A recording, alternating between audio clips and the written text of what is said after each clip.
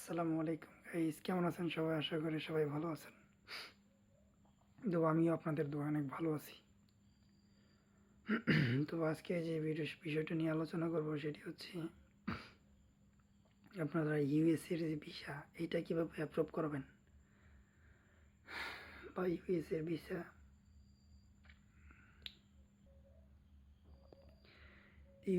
Visa আমরা কিভাবে সংগ্রহ করতে পারি, আর আপনার ইউএসএর ভিসা সংগ্রহ করতে কি কি পদক্ষেপ নিতে হয় এগুলো নিয়ে বিস্তারিত আলোচনা করব।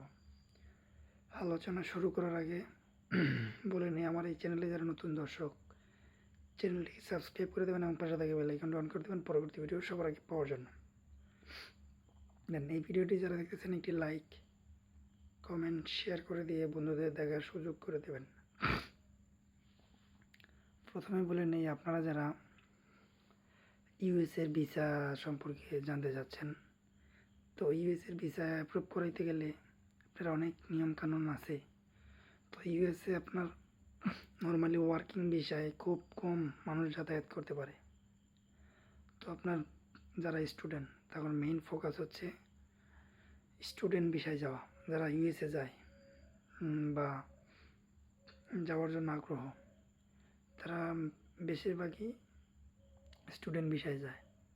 তো এটা আপনার কীভাবে যাইতে হবে, অন্য ভিসা আছে কিন্তু ওইটা আপনার অ্যাভেলেবেল পাবেন। ওটা যদি মালিকানা কেউ আপনাকে নিয়ে যায় তো সেই ক্ষেত্রে আপনি ভিসা পাবেন। তো এমনি নর্মালি যারা ছাত্র, স্টুডেন্ট, একা কেউ নাই, যাইতে চাইতেছে, তো ওনারা কী করতে হবে, প্রথমে যে জিনিসটা লাগবে, ভার্সিটির অ্যাপয়েন্টমেন্ট, বা যেটা বলে I-20 বা অ্যাপয়েন্টমেন্ট লেটার। দেন তারপরে লাগবে আপনার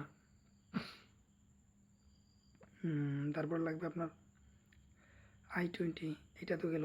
সেকেন্ড হচ্ছে IELTS বা ডুওলিঙ্গো বা যে কোনো একটা ইংলিশ কোর্সের বা ভাষা এটা জানা থাকা লাগবে। দেন তারপরে যদি যাই, আপনার পাসপোর্ট তো থাকাই লাগবে। IELTS-এর স্কোর সর্বোচ্চ থাকা লাগবে। সর্বোচ্চ বলতে আপনার 6-7, এর ভিতরে বা এর বেশি থাকলে সবচাইতে বেটার, আপনার ভিসা অ্যাপ্রুভ হইতে সাহায্য করবে বেশি পয়েন্টের জন্য।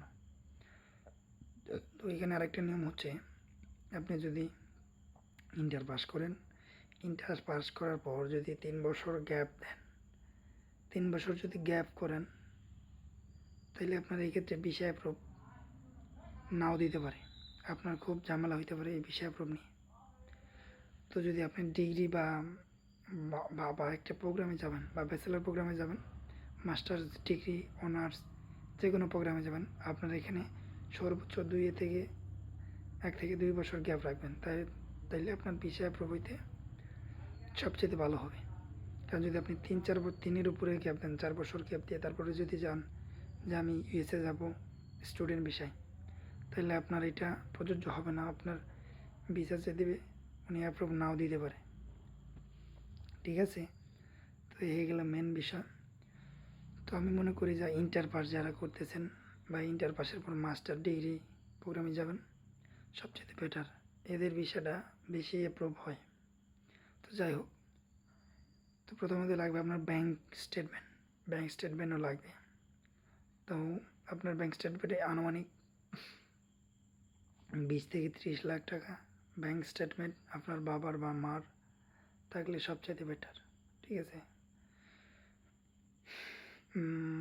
তো ভিডিওটা আজকে এই পর্যন্তই। দেখা হবে নেক্সট কোন এক ভিডিওতে। সে পর্যন্ত ভালো থাকুন, সুস্থ থাকুন।